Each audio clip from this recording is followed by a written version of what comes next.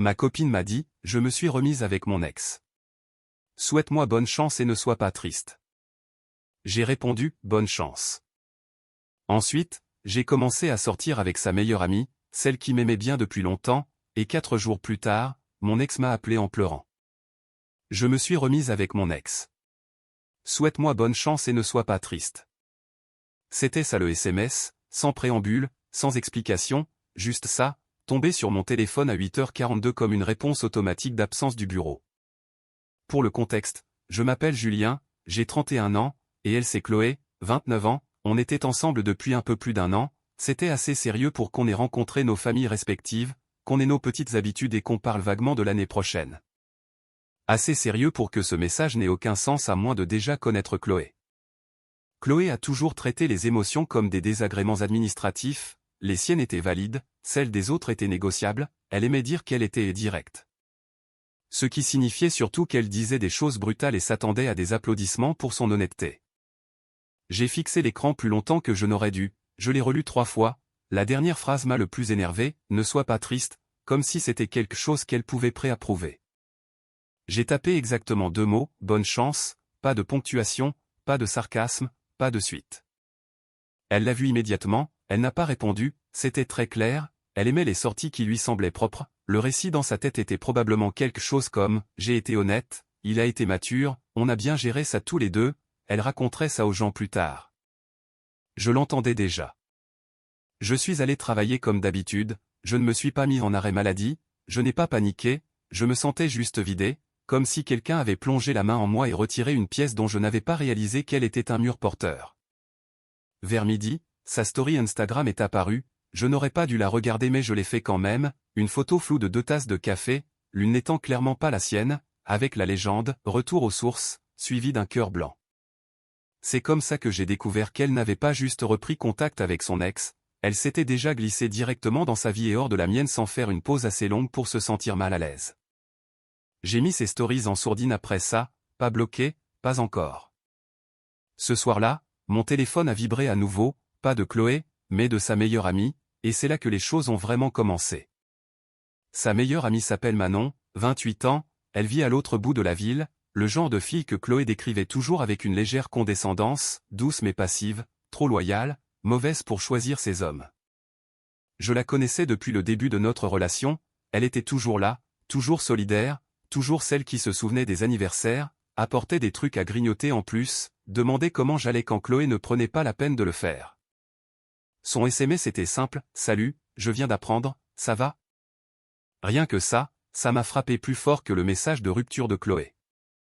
Je n'ai pas répondu tout de suite, pas parce que je jouais à un jeu, mais parce que je ne savais sincèrement pas quoi répondre, dire ça va sembler malhonnête, dire ça ne va pas ressembler à une invitation que je n'étais pas prêt à envoyer.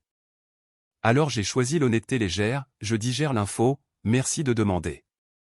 3 petits points sont apparus, ont disparu, sont réapparus, je suis vraiment désolé, a-t-elle écrit, tu ne méritais pas ça. Non, elle n'a pas dit elle ne le pensait pas comme ça ou elle est juste confuse, pas de défense, juste une validation. On n'a pas beaucoup parlé ce soir-là, quelques messages, rien de dragueur, rien de lourd, juste 2 personnes reconnaissant que quelque chose s'était mal terminé. Le lendemain, Chloé m'a envoyé un nouveau SMS, je voulais juste m'assurer qu'il n'y a pas de rancune, j'espère vraiment qu'on pourra être adulte à ce sujet. C'était du Chloé tout craché, vérifier le périmètre émotionnel sans remettre un pied à l'intérieur, s'assurer que je n'allais pas déranger son nouveau bonheur avec mon inconfort. J'ai répondu avec la même énergie qu'avant, tout va bien, prends soin de toi. Elle m'a laissé en vue. Plus tard dans la soirée, Manon m'a envoyé un nouveau message, tu veux qu'on aille prendre un café un de ces 4 ? Sans pression, juste pour parler.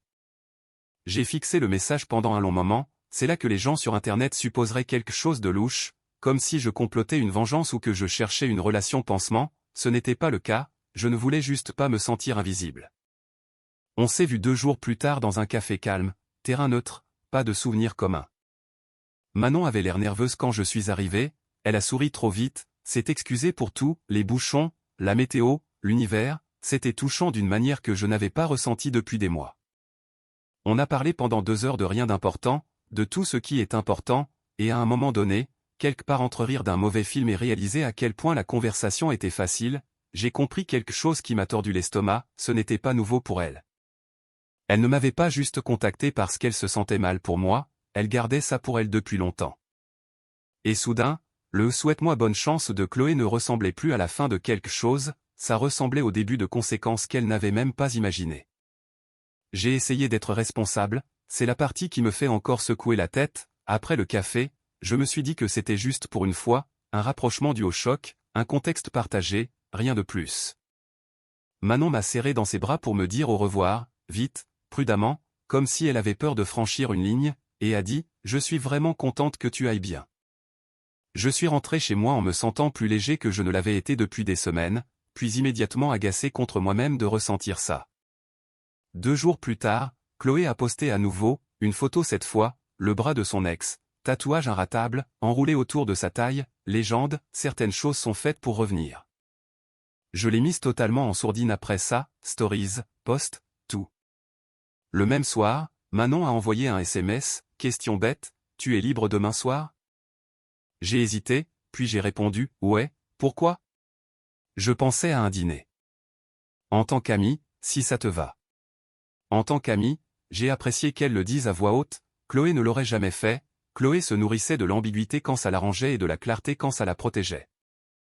On est allé dans un petit resto taille où aucun de nous n'était allé, pas d'histoire, pas de terrain miné.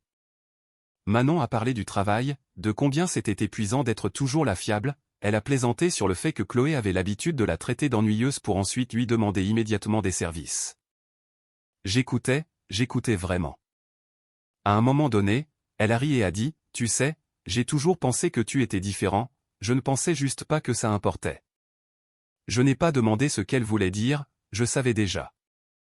En la raccompagnant à sa voiture, il y a eu un moment, pas dramatique, pas cinématographique, juste une prise de conscience silencieuse flottant entre nous, elle m'a regardé comme si elle attendait la permission de ressentir quelque chose. J'ai dit, si c'est bizarre, on peut arrêter. Elle a secoué la tête, c'est bizarre seulement si on fait semblant que ça l'est. On ne s'est pas embrassé ce soir-là, mais quand je suis rentré chez moi, Chloé m'avait envoyé un SMS, et, truc rapide, tu peux récupérer mon souhait la prochaine fois que tu passes près de chez moi? Je l'ai oublié. Pas de salutation, pas d'excuses, juste de la logistique. J'ai fixé le message, puis le nom de Manon encore ouvert dans mes conversations, c'est là que j'ai réalisé que Chloé n'avait pas tourné la page, elle supposait juste que je resterais là où elle m'avait laissé. Et pour la première fois depuis son message de rupture, j'ai ressenti quelque chose proche de la détermination au lieu de la perte. Je n'ai pas répondu au SMS pour le souhait, ça seul a probablement irrité Chloé plus que n'importe quelle dispute n'aurait pu le faire, elle déteste être ignorée, elle déteste ne pas avoir la dernière menace d'accès. Dans son esprit, les ex sont censés rester utiles émotionnellement, logistiquement, socialement. Le lendemain matin, Manon m'a écrit en premier, j'espère que je n'ai pas rendu les choses compliquées hier soir. J'ai répondu immédiatement, tu ne l'as pas fait, c'était facile dans le bon sens du terme. Il y a eu une pause avant qu'elle ne réponde, ouais, ça m'a surprise aussi. On n'a rien étiqueté, pas de déclaration, pas de conversation dramatique sur où est-ce qu'on va, on a juste continué à parler. Les cafés sont devenus des balades, les balades sont redevenues des dîners, et quelque part là-dedans, la ligne a discrètement disparu pendant des jours, c'est tout ce qu'il a fallu. Le 4e jour, Chloé a appelé. Pas un SMS, un appel. J'ai fixé mon téléphone pendant qu'il sonnait, ma poitrine se serrant, pas parce qu'elle me manquait, mais parce que je savais exactement quel ton elle allait utiliser, décontracté, légèrement amusé, comme si elle prenait des nouvelles d'un meuble qu'elle avait laissé derrière elle.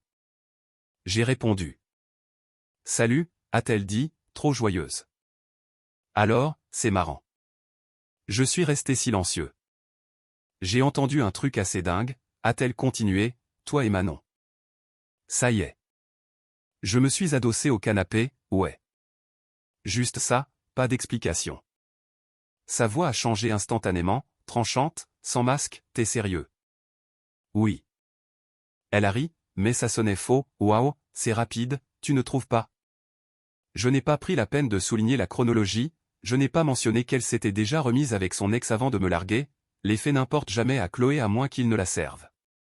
Tu n'as pas le droit de faire ça, a-t-elle claqué, c'est ma meilleure amie. Tu ne m'as pas demandé mon avis avant de te remettre avec ton ex non plus, ai-je répondu calmement. Silence, puis un tremblement, « Tu as fait ça pour me blesser ?» a-t-elle dit. Celle-là m'a presque mis en colère. Je ne t'ai rien fait, ai-je dit, tu as tourné la page, moi aussi. Sa respiration est devenue irrégulière, je pensais qu'au moins tu serais triste plus longtemps. Voilà, l'attente. Je l'ai été, ai-je dit, je ne suis juste pas resté bloqué là-dessus.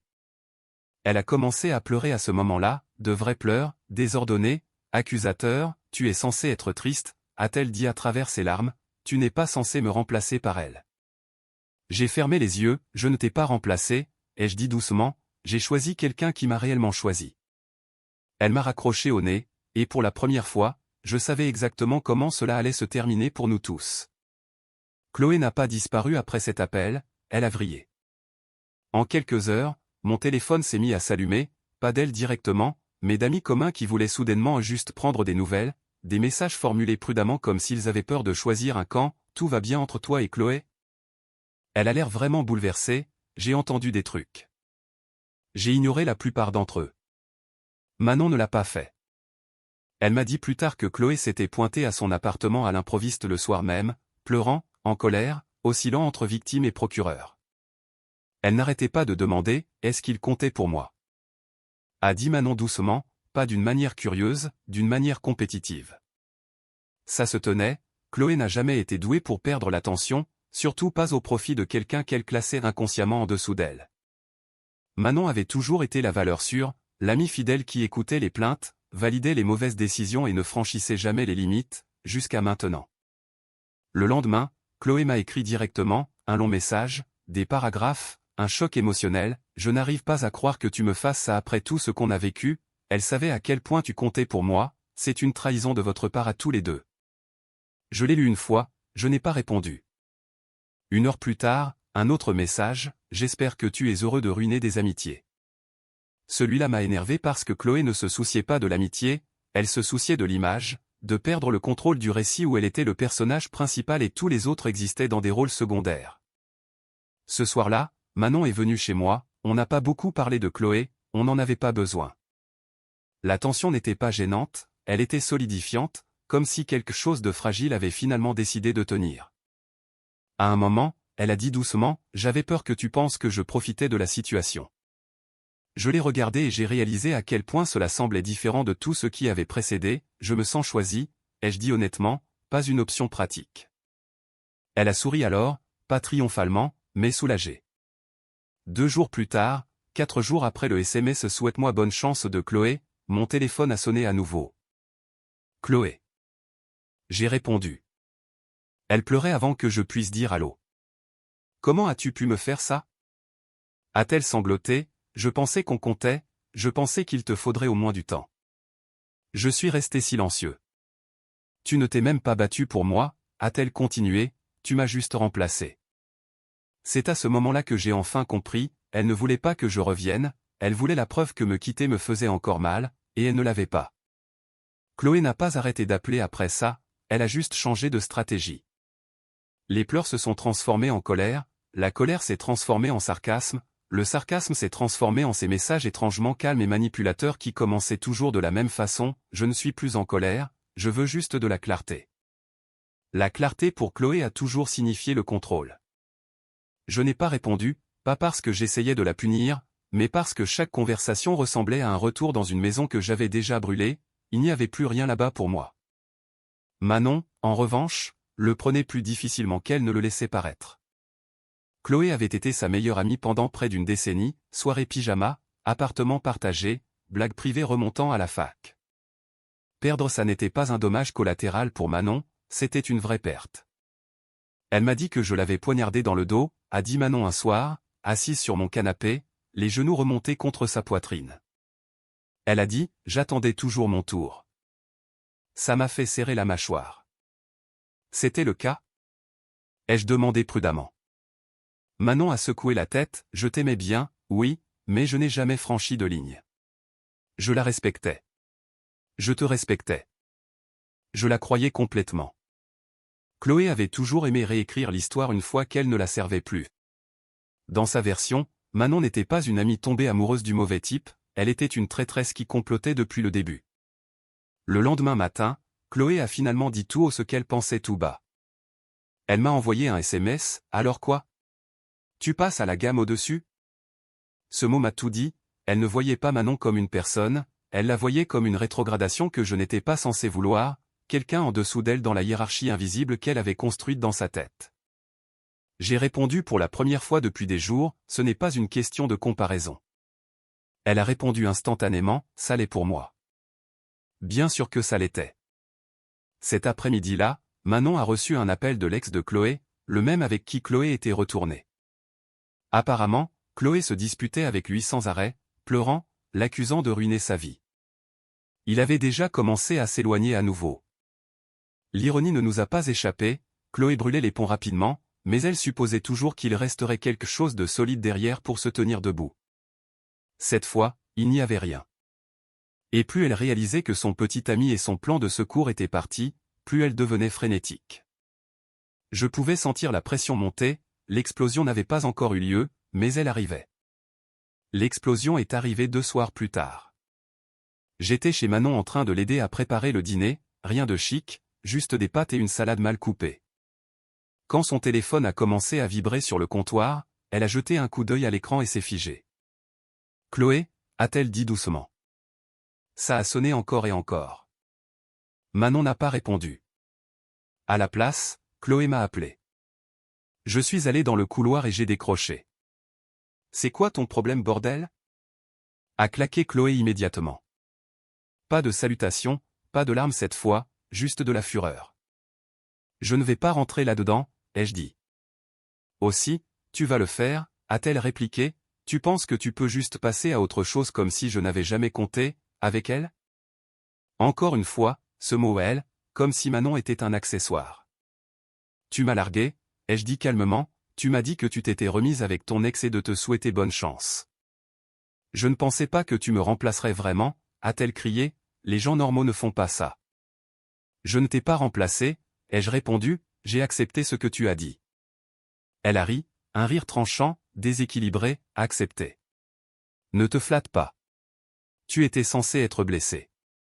Tu étais censé avoir besoin de temps. Ce n'est pas mon boulot, ai-je dit. » Elle s'est tue une seconde, puis a baissé la voix vers quelque chose de plus froid, tu sais qu'elle fait ça pour me blesser, pas vrai? J'ai serré la mâchoire, ne parle pas d'elle comme ça.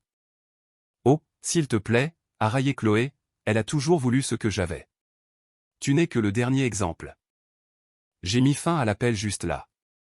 Quand je suis retourné dans la cuisine, Manon était assise à la table, les mains autour d'un verre d'eau qu'elle n'avait pas touché. Elle me déteste, a dit Manon doucement. Non, ai-je dit en m'asseyant en face d'elle, elle déteste perdre. Manon a hoché la tête, mais je voyais que ça faisait encore mal. Perdre une meilleure amie, même toxique, ça laisse des traces. Ce soir-là, Chloé a envoyé un dernier message dans un groupe avec des amis communs, juste pour que tout le monde sache, je me suis fait larguer et trahir. Je suppose que la loyauté n'existe plus. J'ai quitté le groupe sans répondre. Manon aussi. Et à ce moment-là, quelque chose a changé. Chloé ne contrôlait plus l'histoire, elle criait dans une pièce qui se vidait tranquillement. Après cette nuit-là, tout est devenu silencieux. Pas d'appel, pas de SMS, pas de post vague, pas d'amis prenant des nouvelles pour elle.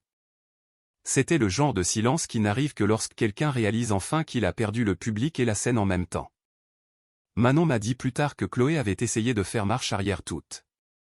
D'abord, elle est allée voir son ex, le même gars pour qui elle m'avait quitté, elle s'est pointée chez lui en pleurant, lui disant que tout s'était effondré parce qu'elle avait fait une erreur. Selon lui, elle voulait être rassurée, pas assumer ses responsabilités. Il ne lui a donné ni l'un ni l'autre. Il a mis fin aux choses à nouveau, pour de bon cette fois. C'est à ce moment-là que la panique s'est vraiment installée. Chloé a appelé Manon une dernière fois. Pas en colère, pas sarcastique, juste brisée. Elle m'a demandé si tu étais vraiment heureux, a dit Manon, la voix serrée. Pas si j'allais bien, pas si elle nous avait blessés, juste si j'étais heureux. Ça se tenait aussi, Chloé n'a jamais voulu le bonheur des autres, elle voulait la comparaison. Si j'étais malheureux, alors sa décision avait du sens, si j'allais bien, alors elle avait mal calculé. Quelques heures plus tard, mon téléphone a sonné. Numéro inconnu. J'ai répondu. Salut, a dit Chloé doucement. Pas d'agressivité, pas de comédie. C'est moi. Je n'ai pas parlé. Je n'appelle pas pour me battre, a-t-elle dit rapidement, je juste. Je ne comprends pas comment c'est arrivé si vite. J'ai réfléchi un instant. Ça n'a pas été si vite, ai-je dit, tu ne faisais juste pas attention. Elle a laissé échapper un souffle tremblant. Je ne pensais pas que tu passerais à autre chose avant moi. Cette phrase en disait plus que tout le reste. Tu m'as dit que tu étais de retour avec ton ex, ai-je répondu, je t'ai cru. Je ne pensais pas que ça me coûterait toi, a-t-elle chuchoté. J'ai fermé les yeux. Tu ne peux pas décider du prix après la transaction, ai-je dit. Elle a pleuré alors, doucement. Plus d'accusations, juste du chagrin et du choc. Je pensais vraiment que tu serais là si ça ne marchait pas, a-t-elle admis. Je l'étais, ai-je dit, jusqu'à ce que tu me dises de ne pas l'être. On est resté silencieux quelques secondes. J'espère que tu es heureux, a-t-elle dit finalement. Je le suis, ai-je répondu. C'était la vérité. Elle a raccroché sans dire au revoir. Je n'ai pas eu de nouvelles de Chloé pendant une semaine après cet appel. Pas de SMS, pas de numéros inconnus, pas de post dramatique. Ce genre de silence ne vient que lorsque quelqu'un repasse en boucle chaque décision prise, espérant que l'une d'elles aura soudainement du sens si on l'examine assez fort. Plus tard vendredi soir, elle a réessayé. Cette fois ce n'était pas émotionnel, c'était décontracté. Et, question bête. Tu sors vraiment avec Manon ou c'est juste un truc pansement? J'ai fixé le message et je n'ai rien ressenti. Pas de colère, pas d'irritation, juste de la clarté. J'ai répondu honnêtement, on sort ensemble. 3 petits points sont apparus, disparus, réapparus. Waouh. Donc c'est sérieux. Cette question m'a énervé plus qu'elle n'aurait dû, pas parce qu'elle était intrusive, mais à cause de ce qu'elle impliquait, que le sérieux était quelque chose qu'elle devait encore approuver, que je lui devais une explication pour avancer. C'est réel, j'ai tapé, c'est tout ce qui compte. Elle n'a pas répondu tout de suite. Quand elle l'a fait, c'était long, je ne comprends juste pas comment tu as pu passer à autre chose si facilement. Ça me donne l'impression que ce qu'on avait ne comptait pas du tout, comme si je n'étais rien pour toi. Voilà, le pivot final. De la colère à l'orgueil blessé. J'ai pris mon temps pour répondre. Ce qu'on avait comptait, ai-je écrit, mais tu y as mis fin. Je ne savais pas qu'il y avait une période de deuil obligatoire à respecter. Les points de frappe se sont arrêtés. Des minutes ont passé. Donc c'est ça. Tu l'as choisi vraiment elle plutôt que moi. J'ai secoué la tête même si elle ne pouvait pas le voir. Tu as choisi en premier, ai-je répondu. Je n'ai juste pas discuté. C'était le dernier message qu'elle a envoyé ce soir-là.